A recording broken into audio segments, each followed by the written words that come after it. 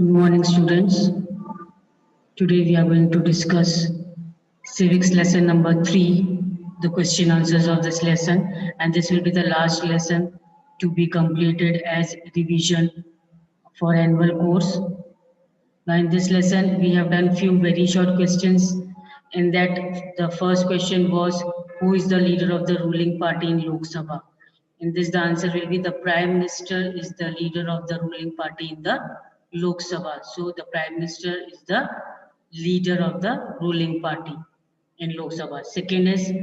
Uh, Second question, the Parliament of India, Sansad is the supreme lawmaking institution, and the Indian Parliament is an expression of faith that the people of India have in principle of democracy. This is the two features of the Parliament.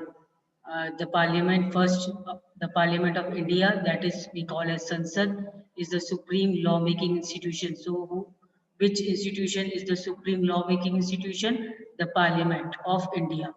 And then the Indian Parliament, one more feature you can write down that the Indian Parliament is an expression of faith that the people of India have in the principle of democracy.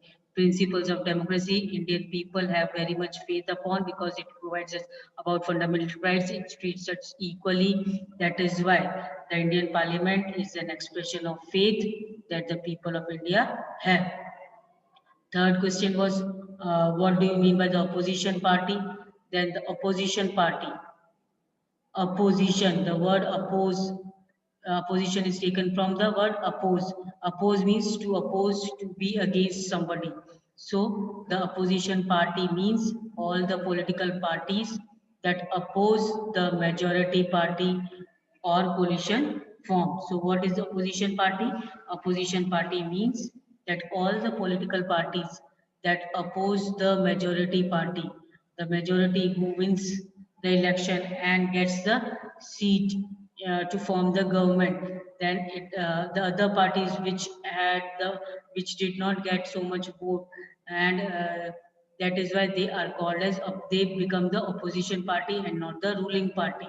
And that is why the opposition party means the political parties that oppose the majority party, means the party which has gained more votes and had formed the government. And if a single party had not formed, means had not given the majority of votes, then that party with other parties together with common intention, common rules, common decisions, they form the coalition government.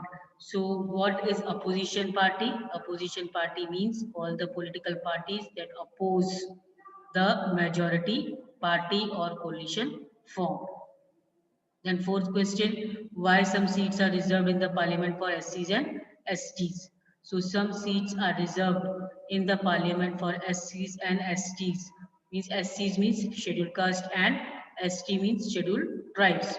So that the MPs elect from these constituencies will be familiar with and can represent Dalit and Adivasi interest in the parliament. So some seats are reserved in the parliament for SCs and STs so that whosoever minister is appointed from these reserved quota, they are well aware about the problems, about the thinking or the problems created in their as uh, means we can say STs and STs in their own community. They better know about the problems, and that is why they are getting some seats reserved in the parliament so that they can represent their community in the parliament. If any problem arises, they can better give the solutions to their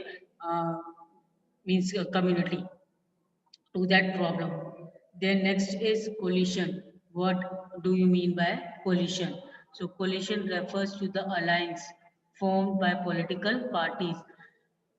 So what is coalition? It is it refers to the alliance. Alliance means samjhauta, we can say, formed by different political parties after election when no party has been able to get adequate seats from to form a clear majority.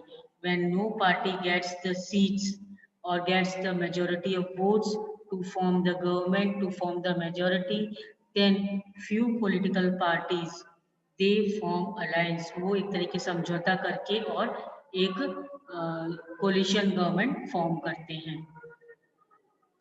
Now next question is, use the term constituency and represent to explain who an MLA is and how the person gets elected.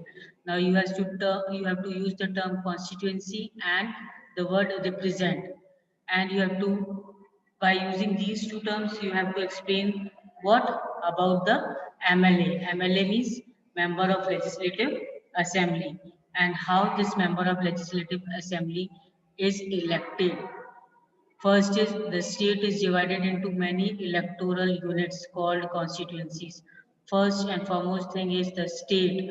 As I have, while teaching the lesson, I have already made you clear that during the election, the whole state is divided into many units, small units, that is called as constituencies, and people of each constituency elect their MLA. Her constituency के एक MLA people means elect करते हैं, choose करते हैं. The member of legislative assembly,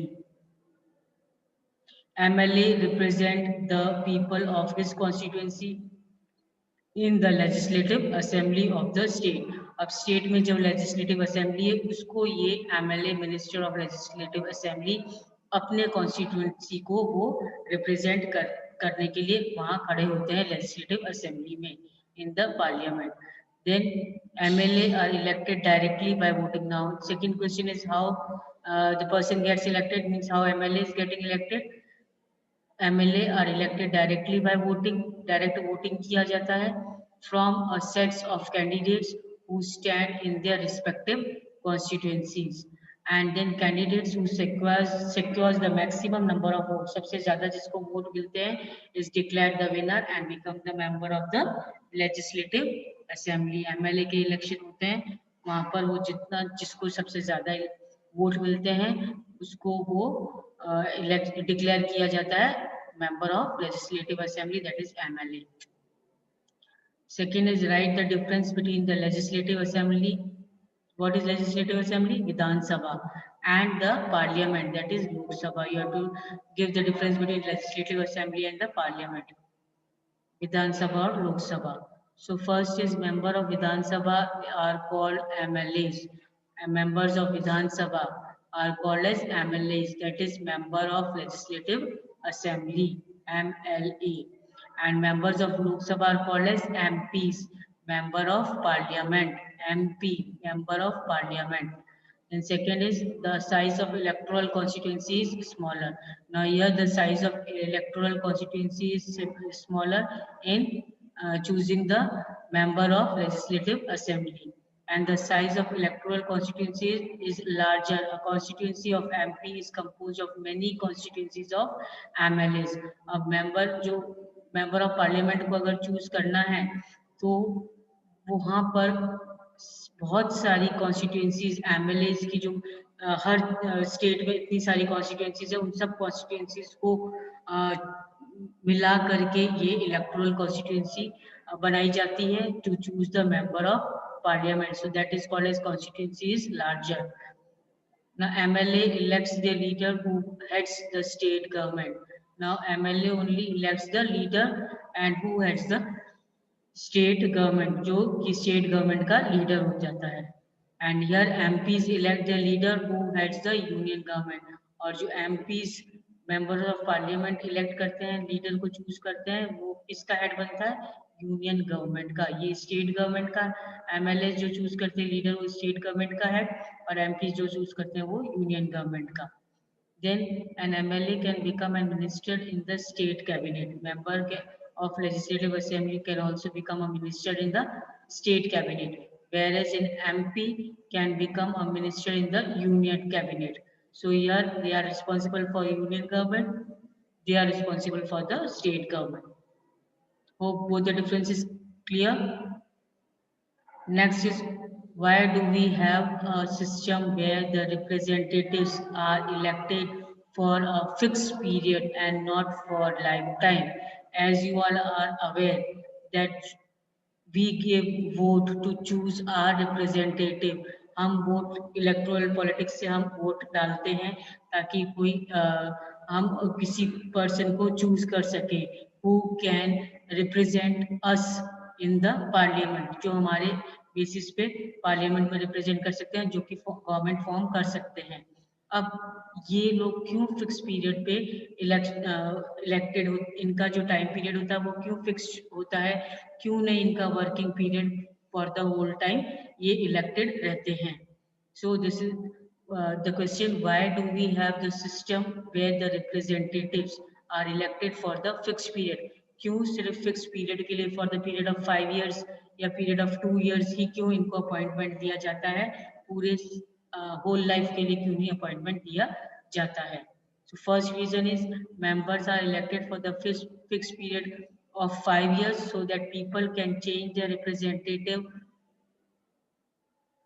after 5 years if they are not satisfied with his work. अब members को fix period के लिए क्यों अपॉइंटमेंट दिया जाता है, क्यों इलेक्ट किया जाता है फॉर 5 periods, स्पेशली 5 years? इसीलिए 5 years के लिए उनको इलेक्ट किया जाता है ताकि अगर पीपल चाहें, अगर लोग चाहें तो वो सेटिस्फाई नहीं है अगर उस रिप्रेजेंटेटिव से, तो after 5 years they can choose another representative by the voting rights.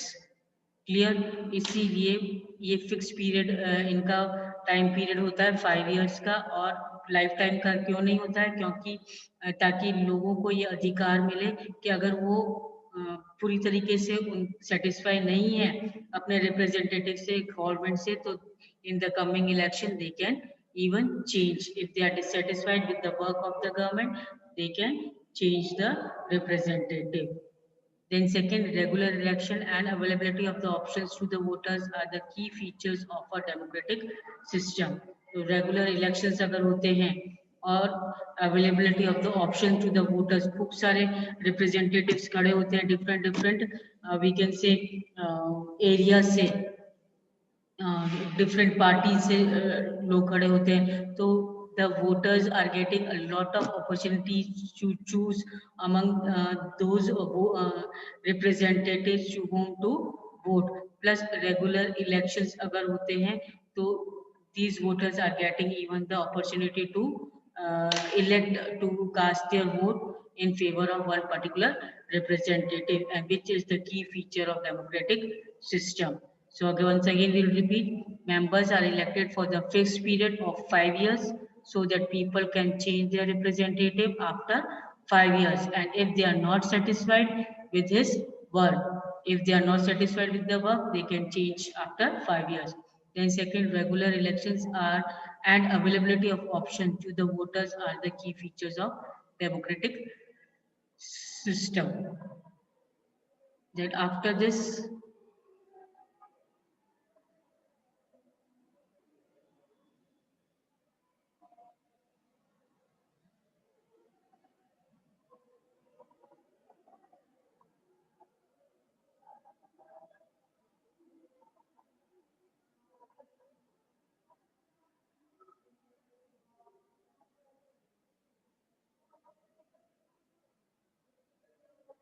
next is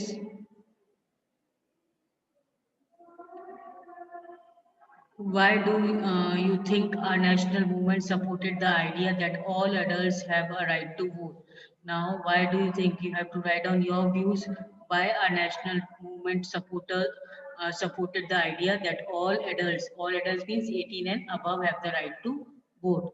Now, this is our national movement supported the ideas that all adults have right to vote because everyone in this country is a part of society. That, as you know, that everybody, whosoever is the citizen of India, is the part of the society and should have a chance to contribute towards the working of the country or the government. So everybody should have the chance to contribute towards the working of the government.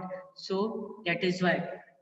our national movement supported the idea that all adults have the right to vote. Another reason is that lawmaking and decision making should be shared by all the people of the country, as it is very important thing that lawmaking and whatever decisions are uh, made on in our country, it is the duty of all the citizens that they should know about whatever decisions taken by for the benefit of the country, for the benefit of the citizens. So the lawmaking and decision making should be shared by all the people of the country, and these were the two main reasons why the national movement supported the idea for adults to have the right to vote. Second, what is questionnaire in the parliament? Now, what is questionnaire in the parliament? The first hour of every sitting during the parliament session is called the question hour. During question are posed by members to specific government ministries. Now, what is questionnaire in the parliament? It is the sitting during the parliament session. That means first hour of every sitting. And during question hour, the questions are posed are put in front by the members to the specific government ministries, means whatever problems any ministry is having, so the questions related to those problems are put in front before that particular government ministry, and the concerned ministers have to answer these questions on the fixed date, and fixed date has been given so that these ministers can answer those questions, they can clarify the problems there. The questions asked during the questionnaire highlights the shortcomings of the government. Now, whatever questions are asked in this questionnaire, whatever questions are put in front of those government ministries, those are the shortcomings of the government which are put before the government to take the proper decisions, to take the proper steps to sort out the solution. And so the question asked during the questionnaire highlights the shortcomings of the government and also bring to light the opinion of the citizen through their representatives, namely the MPs. And so it also brings the opinions of the representatives, which is called as MPs. And this questionnaire helps the parliament to control the executive, that is the government.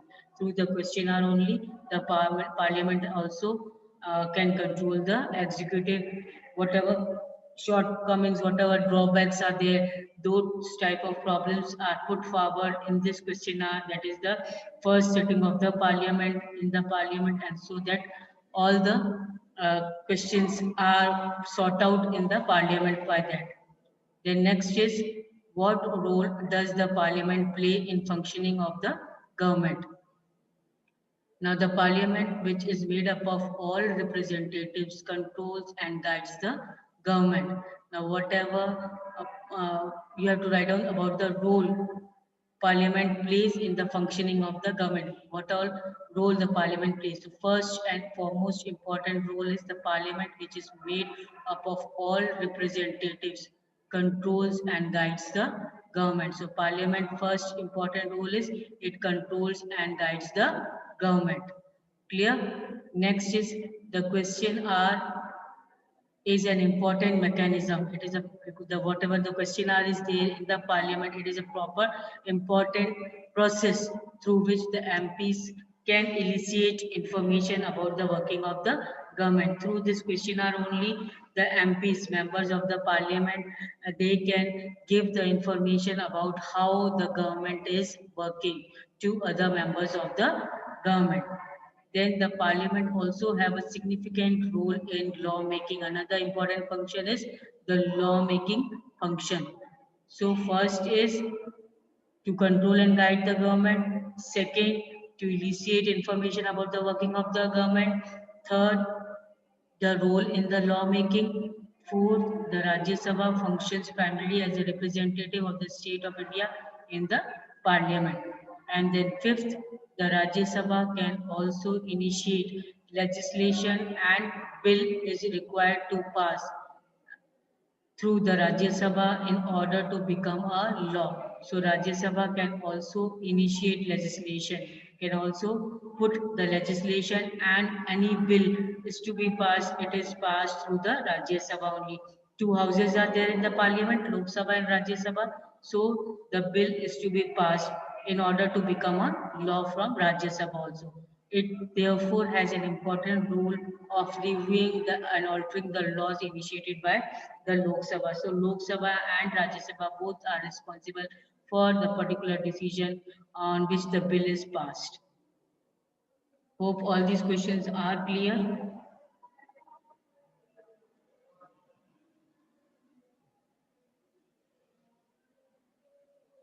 So this lesson number 3, be careful. This lesson number 3 of civics is also coming in your course for the annual exam. So don't forget to revise this lesson also, lesson number 3. So we have already completed now history lesson number 8, 9. The revision of history lesson number 8 and 9 and civics lesson number 6, 7 and 3 and geography lesson 4, 5 and 2. This revision is done and history lesson number 3 ruling the countryside. If this lesson is remaining for the revision, we'll continue this lesson number 3 of history for revision. If it is completed, then overall one test I'm going to take the revision test. So how many lessons? History lesson number 8, 9 and 3 as annual course, civics lesson number 6, 7 and 3 as annual course, and geography lesson number 4, 5 and 2 for annual course. These 9 lessons are coming for annual course. Prepare nicely. If any revision is remaining for any lesson, we are going to continue in our next class.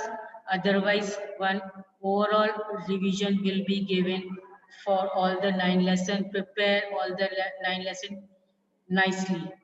That's all for today. Thank you.